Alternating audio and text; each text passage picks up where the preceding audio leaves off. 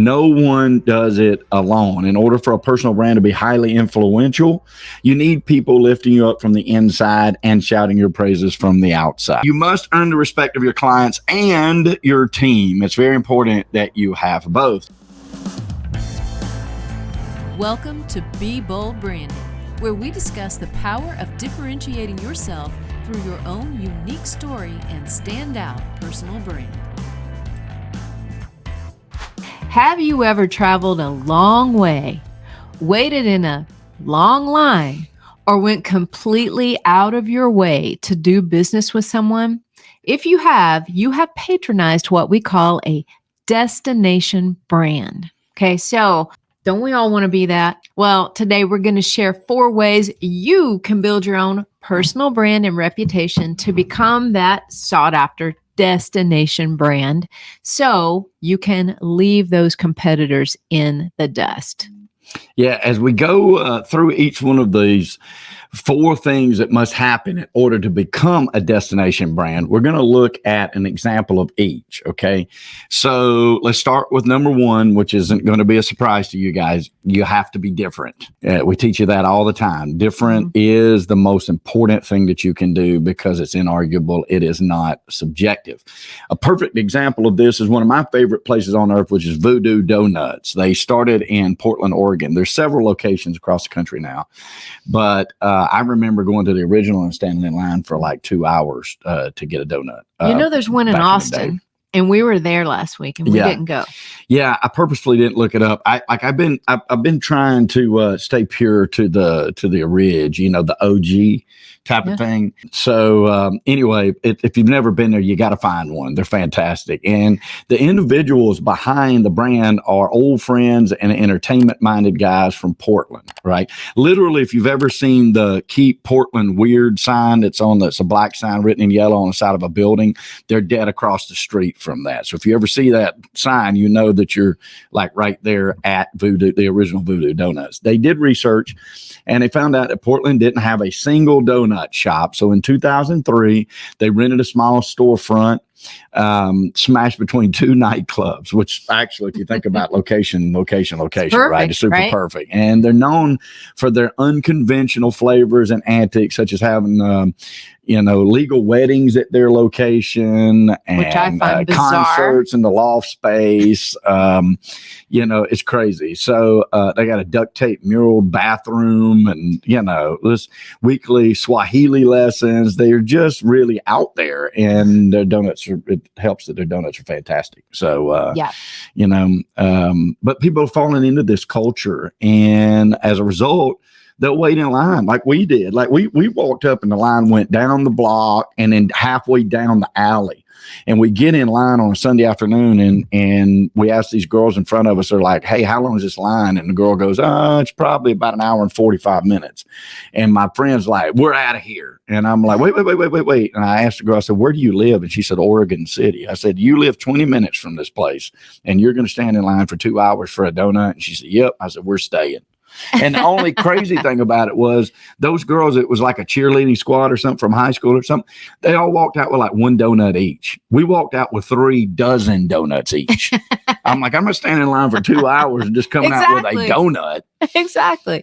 But that shows you what it takes to be a destination brand. They've created this product, this culture so unique, so different that people will actually stand in line 2-3 hours, and sometimes for just a single donut. Yeah, I know. Right.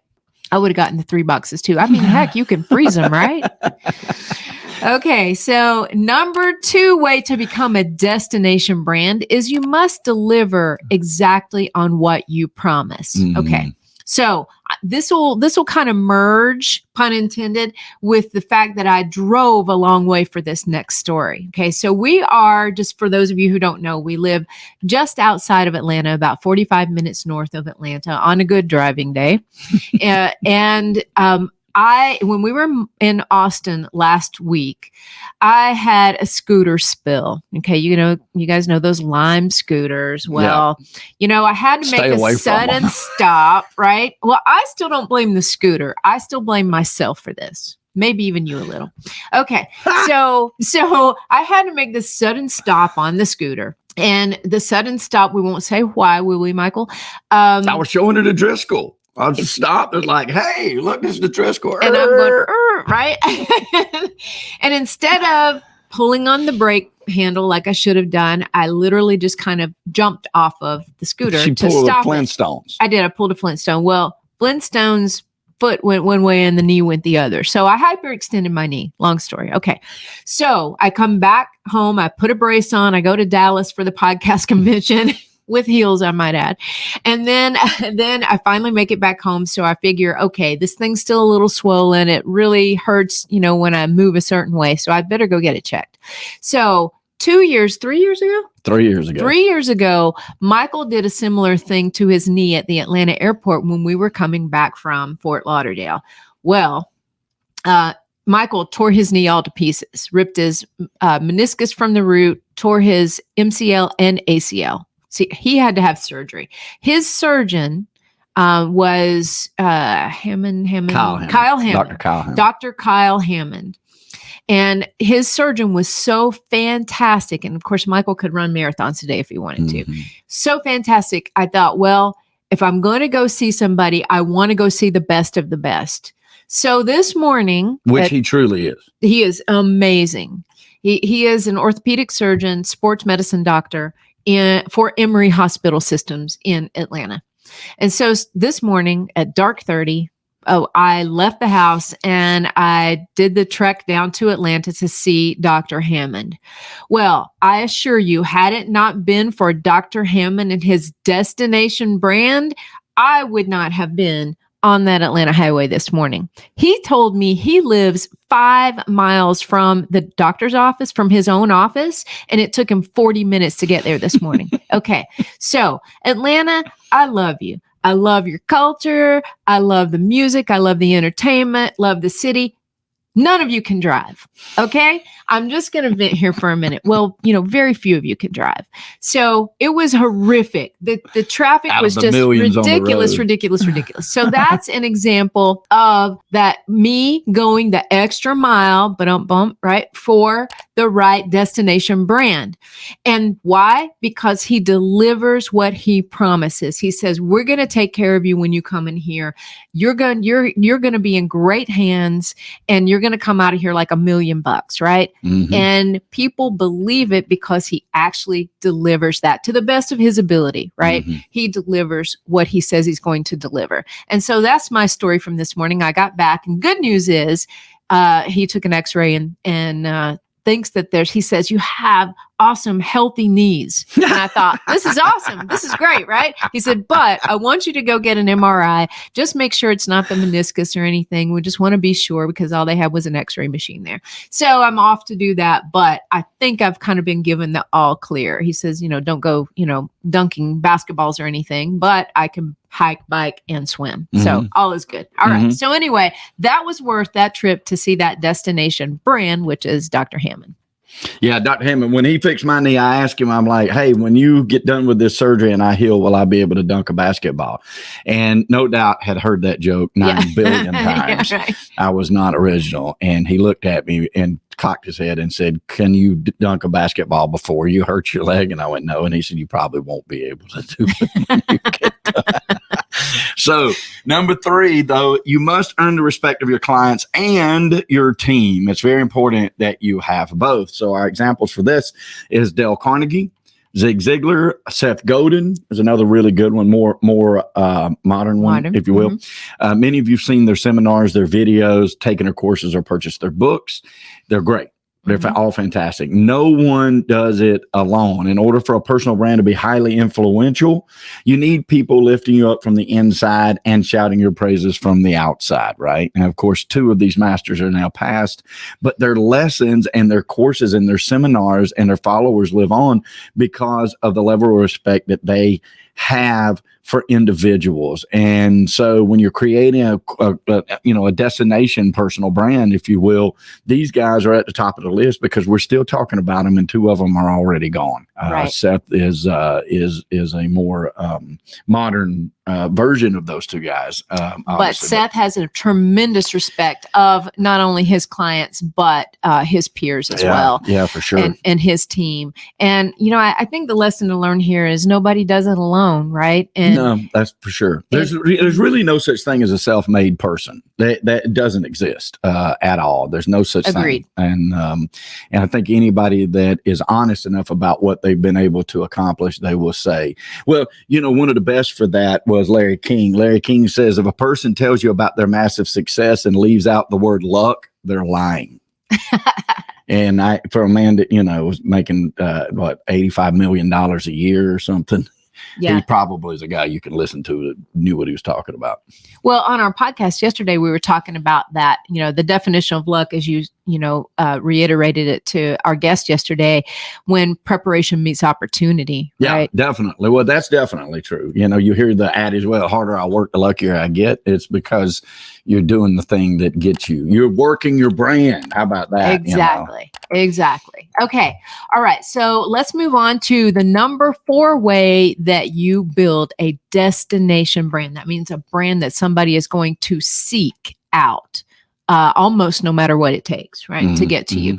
Okay, number 4 is you must create your own culture. Okay, some of the people we've talked about today, in fact, all the people we've talked about today have done that to a degree. Tony Robbins, Gary Vaynerchuk, there are 2 more examples of guys who've created an entire culture around their coaching. Yep. They attract like-minded people who want to achieve a lot of the same things, want to feel the way those guys make them feel, right? And if you're one of those followers, if you're part of that culture, you find yourself having these animated conversations with other people like you, who have done the same thing, who followed them, who are part of that culture. Dr. Wayne Dyer was one of my favorites. He's passed now too. He's incredible. He created this amazing culture. And every one of the greats in all industries, and we're focusing a lot today on the coaching industry, because that's what we're a part of. But there are so many personal brands that have created this reputation that turns them into a destination brand. And so let's rehash these one more time. So number 1 is you must be different. And number 2 is, you must earn the respect of your clients and your team. Yep. Number 3, I think I numbered them wrong here. Yeah. Oh, number 2 was deliver. I'm so sorry. I actually said them wrong. That's okay. Number 2 is you must deliver exactly what you promise. That's right. Yeah. Number 3 is you must earn the respect of your clients and your team. And number 4 is you must create your own culture. Guys. Yep. So keep those things in mind. I'm also praying no meniscus damage here. For sure. And I don't think there is. I'm very optimistic about this. So thank you for listening to.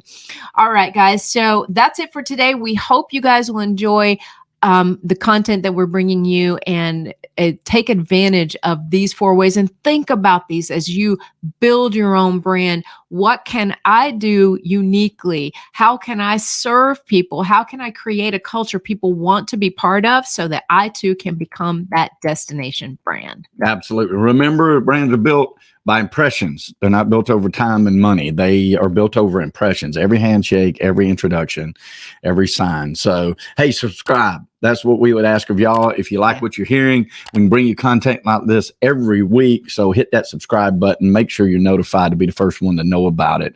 And, we know right here at BrandFace that prosperity favors the bold, folks. You are always talking about it. We always will. We say prosperity favors the bold. So be bold, especially with your brand. Create it the way you want it. Create that culture. Yep. Yep. If you guys want to leave some comments down below, just let us know some things that you have done or are considering doing to create your own destination brand. And maybe we can give you some further advice on it. Yeah, right? Including you, Chandos Williams, because every time I check the comments and you're not on there screaming about it, and every time I don't check the comments, you're on there screaming. So, I don't know. We appreciate I'm giving you the Chandos. shout out right here, and you're not even here to hear it. So he's probably on the Appalachian Trail somewhere. That's walking right. Between here and Virginia. So that's right. We'll see him on the way. That's all right. All right, guys. Have a great day. We'll see you next time. Bye, guys. Brought to you by BrandFace, the only comprehensive personal brand building system across the globe.